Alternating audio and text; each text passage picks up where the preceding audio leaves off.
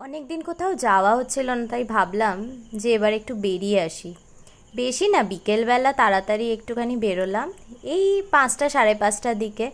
অনেক দিন ধরেই নাম শুনছিলাম আমাদের এখানে, অর্থাৎ আমাদের জোকার এখানে স্বামীনারায়ণ মন্দির আছে, তাই ভাবলাম গরমে আর কোথায় যাব, একটুখানি স্বামীনারায়ণ মন্দিরে ঘুরে আসি। কারণ সবার মুখে শুনেছি মন্দিরটা খুব সুন্দর, তাই যেহেতু অনেক দিন ধরে ইচ্ছা ছিল যে স্বামীনারায়ণ মন্দির একবার হলেও দেখব, তাই জন্য বেরিয়ে পড়লাম স্বামীনারায়ণ মন্দির দেখার উদ্দেশ্যে। এখানে আসার সবথেকে ভালো যে রুটটা সেটা হচ্ছে Thakurpukur 3A bus stand. Thakurpukur 3A bus stand থেকে TH রোড ধরে এগোলেই কিন্তু আপনারা এই মন্দিরটা পেয়ে যাবেন। প্রথমেই যেটা সবথেকে ভালো পাবেন সেটা হচ্ছে Joka metro station. Joka metro station থেকে আপনারা যদি এগোতে থাকেন, অর্থাৎ কৈলানের উদ্দেশ্যে আপনারা যদি এগোন, তাহলেই কিন্তু আস্তে আস্তে নিজেরা পৌঁছে যাবেন স্বামীনারায়ণ মন্দিরে। জোকা মেট্রো স্টেশন এই কারণে বললাম কারণ এখন সবাই মেনলি মেট্রো ইউজ করছে।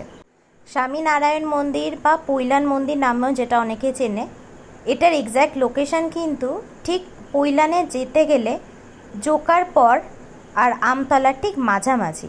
সুতরাং বুঝতেই পাচ্ছেন যে খুব দূর নয়। যারা মেন প্রপার কলকাতায় থাকে তাদের জন্য এখানে পৌঁছাতে খুব কষ্ট হবে না, কিন্তু খুব সুন্দর একটা মন্দিরে আপনারা কিন্তু যেতে পারবেন, আর ঘুরতেও কিন্তু আপনাদের খুব ভালো লাগবে। স্বামীনারায়ণ মন্দিরের 1140খানা ব্রাঞ্চ আছে, আর এই সবকটা ব্রাঞ্চ ওনার ভক্তরাই বানিয়েছেন, আর একটা ব্রাঞ্চ আবার আবুধাবিতেও কিন্তু অবস্থিত। এই মন্দিরে যেতে গেলে যেহেতু খুব বেশি সময় লাগে না, সেই জন্য হাতে কম সময় থাকলেও খানিকক্ষণের জন্য হলেও পরিবারের সাথে আপনারা ঘুরতে আসতেই পারেন স্বামীনারায়ণ মন্দির বা পৈলান মন্দির। যে জিনিসটা লক্ষ্য করা যায় এই স্বামীনারায়ণ মন্দিরে সেটা হচ্ছে এই মন্দিরটা অত্যন্ত সুন্দর, পরিষ্কার এবং ওয়েল মেনটেন্ড। যদি এখানে আপনারা পাবলিক ট্রান্সপোর্টে আসেন তাহলে তো কোনো সমস্যাই নেই, কিন্তু যদি আপনারা নিজেদের পার্সোনাল গাড়িতে আসেন তাহলেও কিন্তু এখানে কার পার্কিংয়েরও কোনো প্রবলেম নেই, কারণ এখানে গাড়ি পার্কিংয়ের জন্য খুব সুন্দর আলাদা জায়গা আছে এবং তার জন্য আলাদা গেটও আছে। সেই গেট দিয়ে আপনারা ঢুকতে পারবেন, নিজেদের গাড়ি আপনারা সেখানে পার্ক করে এই মন্দিরে ঢুকতে পারবেন। মন্দিরটা বিশাল বড় অঞ্চল জুড়ে আছে এবং সেই জন্যই খুব সুন্দর লাগবে এখানে কিন্তু আপনাদের ঘুরতে।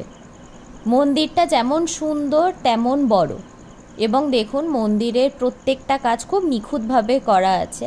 আমরা যতটা পেরেছি ততটা ভিডিওয়ে আপনাদের দেখাতে পারছি, কারণ এখানে কিন্তু বেশি ফটোগ্রাফি করার অর্থাৎ ফটো তোলার কিন্তু বেশি পারমিশন নেই।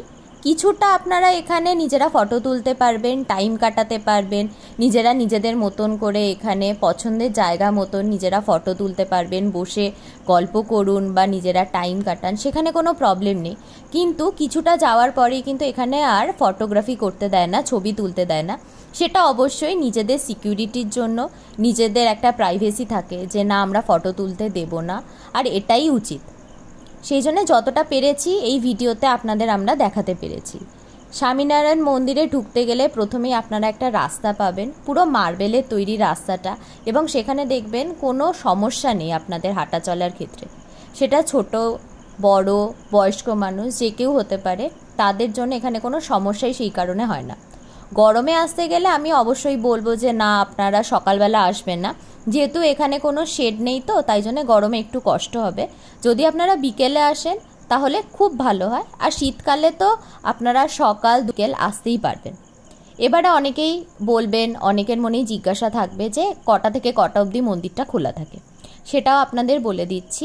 স্বামীনারায়ণ মন্দির বা পৈলান মন্দিরটি সকালবেলা আমাদের সকাল 8টা থেকে দুপুর 12টা অবধি খোলা থাকে, আবার এই মন্দিরটি খোলে বিকেলবেলা 5টা থেকে রাত 8টা অবধি।